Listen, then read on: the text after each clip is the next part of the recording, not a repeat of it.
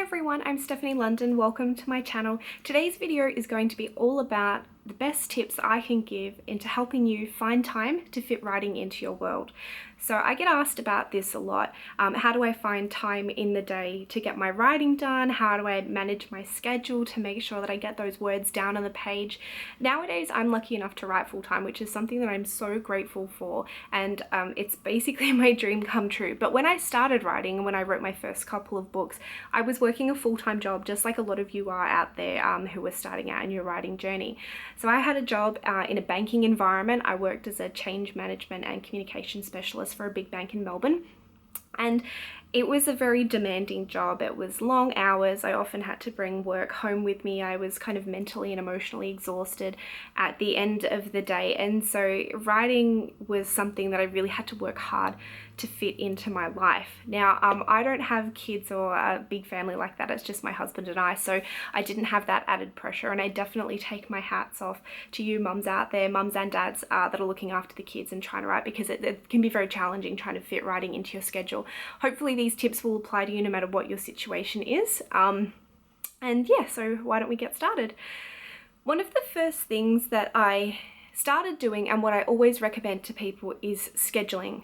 So scheduling is, doesn't have to be down to the minute or anything crazy like that, but designating a time in the day when you are going to write, or even if it's not every day, if it's during the week, knowing when your writing time is helps you to actually stick to getting that writing done and fitting it in. Don't just think that it's something that if I get 5 minutes, I'll do it, because that 5 minutes never comes. You have to actually make the time. You have to set time aside for it.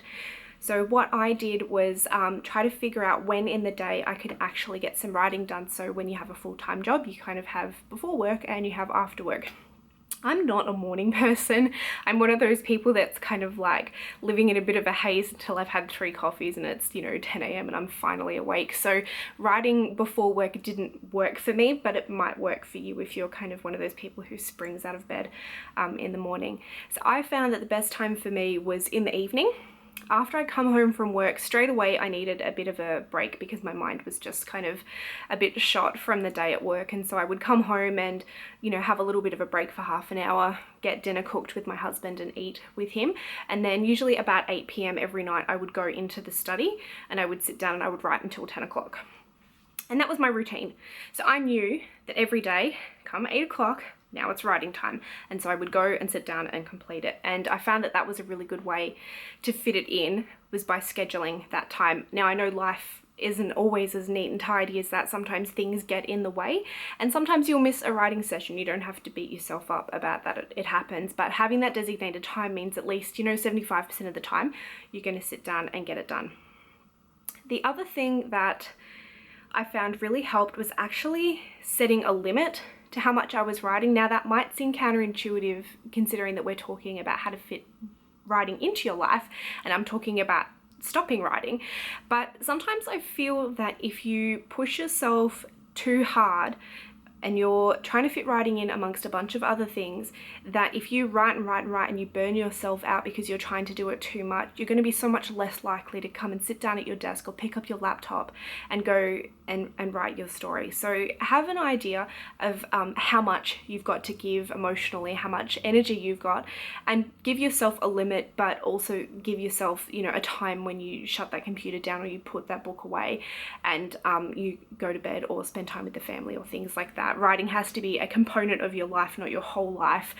So don't make it more daunting than it needs to be. If you can only give half an hour, give half an hour.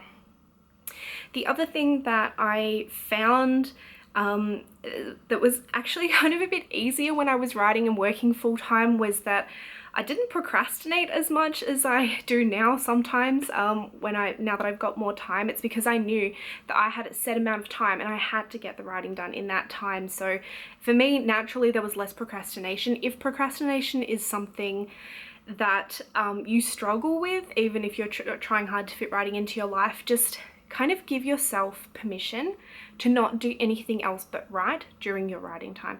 So if you need to switch off the internet, do it. If you need to tell the family, hey guys, you know, this is my time, do it. It can be hard to have that conversation. I'm extremely lucky that my husband is 100% supportive of what I do, and was back then. And, you know, he was happy to kind of do the dishes for me if it meant that I could, you know, finish my meal and then go straight into the writing cave, as we used to call it back home.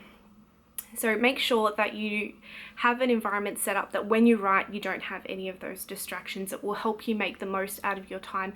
And often I find it actually means that you need to spend less time writing because you're using that time effectively. So that's definitely another tip. The other thing that I think is important is understanding when you're at your most productive. So this kind of ties into the first tip about setting time aside.